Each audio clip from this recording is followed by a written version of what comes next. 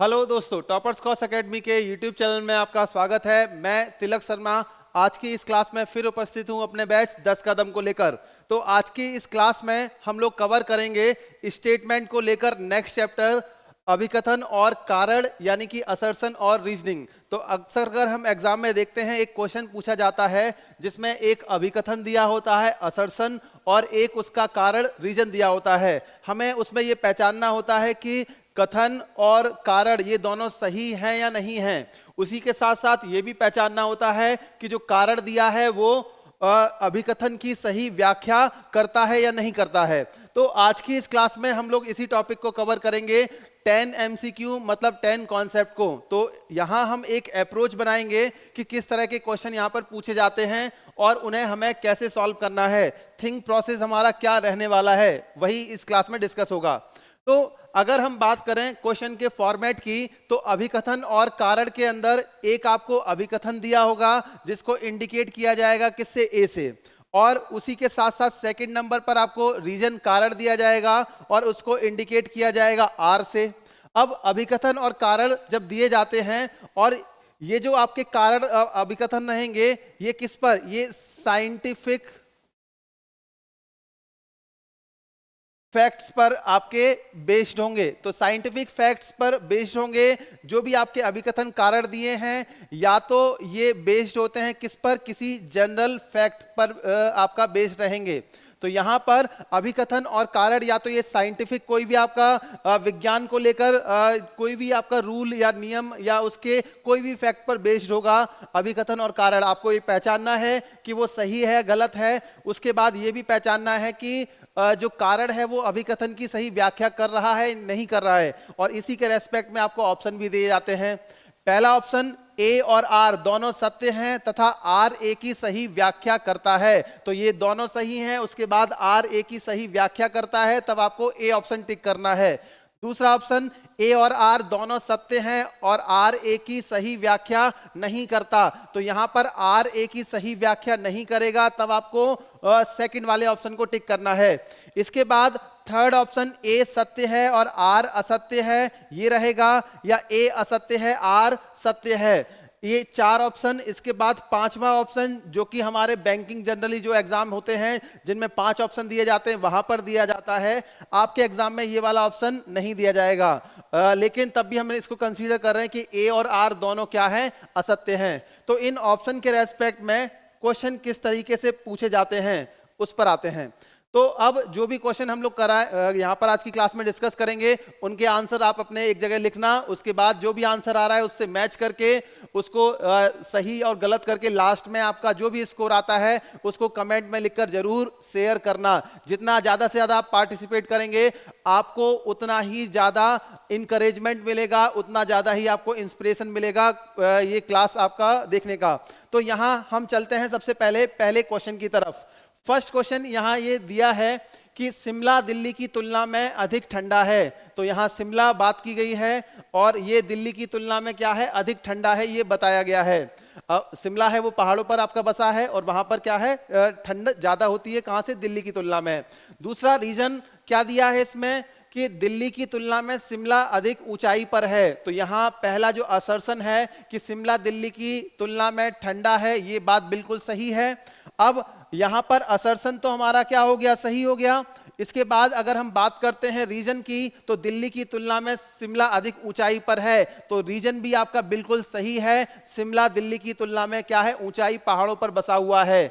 अब ये रीजन जो है वो असर्शन की यानी कि अभिकथन की सही व्याख्या करता है या नहीं, अब ये पहचानना है। क्योंकि शिमला अधिक ऊंचाई पर बसा हुआ है, इस वजह से शिमला में क्या है, अधिक ठंड है। पहाड़ी क्षेत्रों में अगर हम जाते हैं तो जितनी ऊंचाई पर चलते जाएंगे वहां पर ठंड बढ़ती जाएगी। तो यहां जो आंसर आएगा वो क्या आएगा, आपका ए ऑप्शन।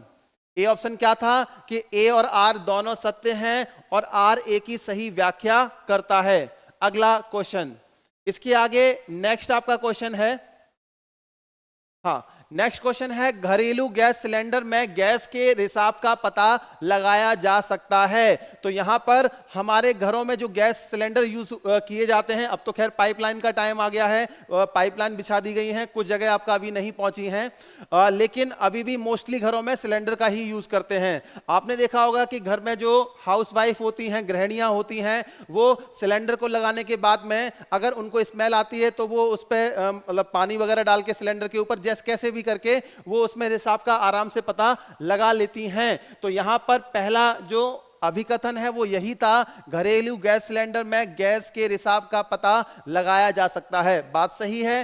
दूसरा इसमें रीजन क्या दे रखा है, एलपीजी में तेज गंध होती है।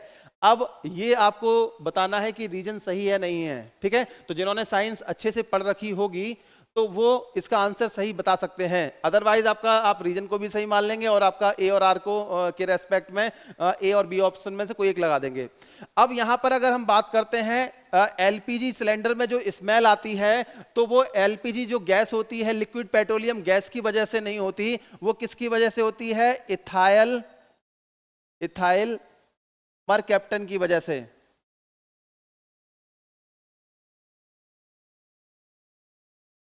तो एलपीजी में जो स्मेल होती है वो इथाइल मरकैप्टन की वजह से होती है, ना कि एलपीजी की वजह से। तो यहां पर जो रीजन है वो क्या हो जाएगा, गलत।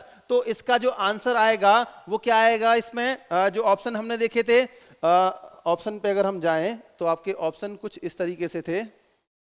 हाँ, इसमें आपका ए सत्य है, आर असत्य, ये तीसरा ऑप्शन था। चौथा ऑप्शन ए असत्य है और आर सत्य है। तो यहां पर अगर इस क्वेश्चन की हम बात करें तो देखो इस क्वेश्चन में क्या हुआ है। हाँ, अब इसमें ए सत्य है, आर असत्य है, तो कौन सा ऑप्शन सही हो जाएगा यहाँ पर, सी ऑप्शन। तो सेकंड क्वेश्चन का जो आंसर है वो सी ऑप्शन सही है। आगे अगले क्वेश्चन पर चलते हैं। नेक्स्ट क्वेश्चन, कार्बन डाइऑक्साइड में वृद्धि से ध्रुवीय बर्फ पिघल जाएगी। तो यहां पर कार्बन डाइऑक्साइड बढ़ती है, उसकी वजह से क्या होता है, ग्लोबल वार्मिंग यानी कि वैश्विक तापमान है वो भी बढ़ जाता है, जिस वजह से ग्लेशियर पे जो बर्फ होती है वो सारी पिघलती जा रही है। तो यहां पर समुद्र का जो लेवल है वो भी आपका दिन ब दिन बढ़ता जा रहा है, तो वहां पर सुनामी वगैरह के चांसेस थोड़े ज्यादा रहते हैं। तो यहां ए क्या है, असर्शन, ये सही है, और वैश्विक तापमान में वृद्धि हो रही है, ये भी सही है। किसकी वजह से, कार्बन डाइऑक्साइड में वृद्धि की वजह से।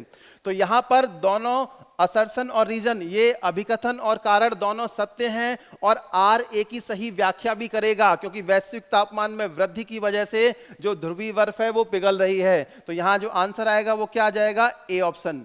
चलते हैं इसके अगले क्वेश्चन की तरफ। नेक्स्ट क्वेश्चन में, हम सर्दियों में सफेद कपड़े पहनना पसंद करते हैं। तो यहां पर हम सर्दियों में सफेद कपड़े पहनना पसंद करते हैं, ये सही है गलत। अब जनरली हम लोग सर्दियों में ऊनी कपड़े पहनना पसंद करते हैं, ना कि सफेद कपड़े। तो ऐसा कोई नहीं रीजन है जिसकी वजह से हम सफेद कपड़े पहनना पसंद करें। रंग बिरंगे कपड़े पहनते हैं लेकिन सारे ऊनी होते हैं, ये तो गलत हो जाएगा। अब इसके कारण की तरफ चलते हैं। सफेद कपड़े गर्मी के अच्छे परावर्तक होते हैं। तो यहां पर सफेद कपड़े जो वाइट सरफेस होती है वो रिफ्लेक्ट कर देती है किसको, सूरज की किरणों को, गर्मी को। तो यहां पर जो रीजन है वो सत्य है। तो इसका जो आंसर आएगा वो डी ऑप्शन सही हो जाएगा कि ए असत्य है और आर सत्य है। आगे चलते हैं इसके अगले क्वेश्चन की तरफ। नेक्स्ट एग्जांपल, जब आप आम नमक को खुला रखते हैं तो यह हवा से नमी अवशोषित करता है। तो जनरली हम लोग देखते हैं कि अगर हम नमक को खुला छोड़ दें तो उसके ढेले से बन जाते हैं आपके छोटे छोटे। तो यहाँ पर जो आम नमक है उसको खुला रखा जाता है तो वो हवा से नमी अवशोषित कर लेगा, जो आपका नमी है उसको लेकर वो क्या हो जाता है आपका थोड़ा सॉलिड स्टेट में आ जाएगा, ठीक है। अब इसमें रीजन की बात करें, आम नमक में मैग्नीशियम क्लोराइड होता है, ये बात सही है गलत है। आम नमक जो आपका NaCl होता है उसमें अशुद्धियां पाई जाती हैं, वो आपका प्योर नहीं होता, और उनमें से एक अशुद्धि होती है कौन सी, मैग्नीशियम क्लोराइड। और मैग्नीशियम क्लोराइड का काम क्या होता है, ये एयर से जो नमी है उसको अवशोषित करती है। तो यहाँ पर रीजन भी सत्य है और RA की सही व्याख्या भी करेगा। तो यहाँ आंसर आएगा आपका कौन सा, ए ऑप्शन। तो इस क्वेश्चन का आंसर ए ऑप्शन सही हो जाएगा। चलते हैं इसके अगले क्वेश्चन की तरफ। अधिकांश प्राचीन सभ्यताएं नदियों के पास विकसित हुई थी। तो यहाँ पर पहले के टाइम में जो हड़प्पा, मोहनजोदड़ो और जितनी भी सभ्यताएं थी वो सारी नदियों के किनारे विकसित हुई थी। अब इसके रीजन के बारे में अगर हम बात करें, रीजन क्या बोला गया है कि मानव का मुख्य व्यवसाय कृषि था। तो कृषि मानव का मुख्य व्यवसाय उन सभ्यताओं के टाइम पर नहीं था, उसके बाद में आपका कृषि मुख्य व्यवसाय बन गया था। तो फिर नदियों के पास सभ्यताएं विकसित होने का रीजन क्या था? क्योंकि उस समय लोगों के पास कई सारे जानवर होते थे, पशु होते थे, तो उनको पानी पिलाने के लिए वो लोग ऐसी जगह पर अपना बसाव करते थे जहां पर नदियां पास में होती थी। तो वो ऐसी जगह पर बसते थे जहां नदियां आसपास होती थी, केवल अपने पशुओं की वजह से, ताकि वो पानी उनको समय पर पिलाते रहें। तो यहाँ रीजन जो है वो असत्य है। आंसर क्या आएगा इसका? सी ऑप्शन ए, यानी कि अभिकथन सत्य है और रीजन असत्य है। आगे इसके अगले क्वेश्चन पर चलते हैं। एक क्वेश्चन रह गया। हाँ, सामान्यतः पत्तियों का रंग हरा होता है। तो जनरली हम लोग देखते हैं पत्तियों का रंग हरा होता है, कुछ जगह आपका रेडिश टाइप की पत्तियां भी मिलती हैं, लेकिन सामान्यतः आपका पत्तियों का रंग हरा होता है, ये बात सही है। दूसरा, क्लोरोफिल एक हरा वर्णक है। हरा वर्णक मींस आपका ग्रीन पिगमेंट। क्लोरोफिल क्या है? ग्रीन पिगमेंट है जो कि पत्तियों में मौजूद होता है। तो ये बात बिल्कुल सही है कि ग्रीन पिगमेंट होता है क्या? क्लोरोफिल, जिसकी वजह से आपका जो पत्तियों में प्रेजेंट रहेगा और उसकी वजह से पत्तियों का रंग हरा होता है। तो यहाँ जो आंसर आएगा वो क्या आएगा? ए ऑप्शन, यानी कि ए और आर दोनों सत्य हैं और आर ए की सही व्याख्या करता है। 8th क्वेश्चन, सेफ्टी फ्यूज उच्च गलनांक वाले तत्व का बना होता है। ये बहुत ही इंपॉर्टेंट क्वेश्चन है। तो जो सेफ्टी फ्यूज है उसका जो मेल्टिंग पॉइंट होता है, गलनांक उच्च गलनांक की बात करें तो ये मेल्टिंग पॉइंट की बात की गई है।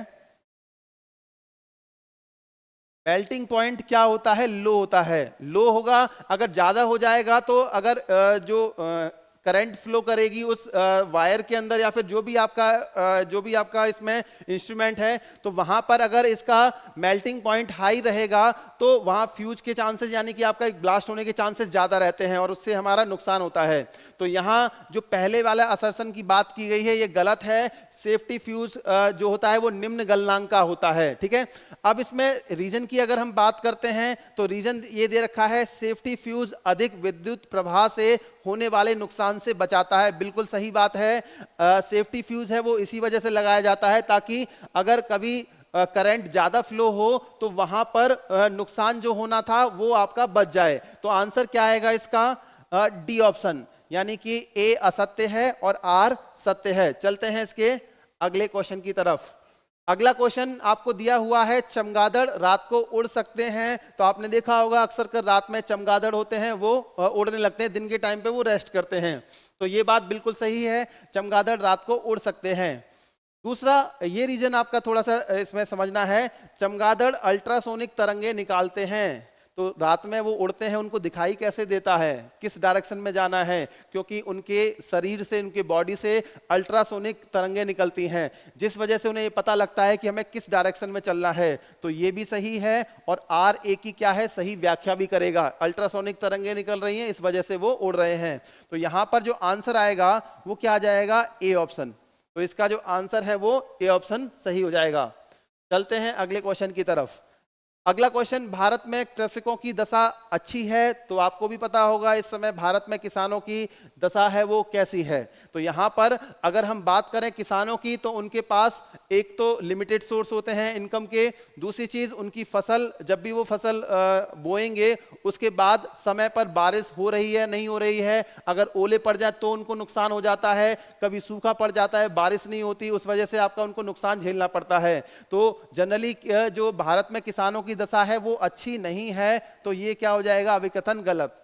दूसरा, भारत सरकार द्वारा किसानों के लिए बहुत सी योजनाएं चलाई जा रही हैं। तो ये बात बिल्कुल सही है, क्योंकि उनकी स्थिति बहुत ज़्यादा अच्छी नहीं है, इस वजह से भारत सरकार द्वारा कई सारी योजनाएं चलाई जा रही हैं उन किसानों के लिए। तो यहाँ जो आंसर आएगा वो कौन सा आएगा? आपका डी ऑप्शन, यानी कि ए असत्य है, आर सत्य है।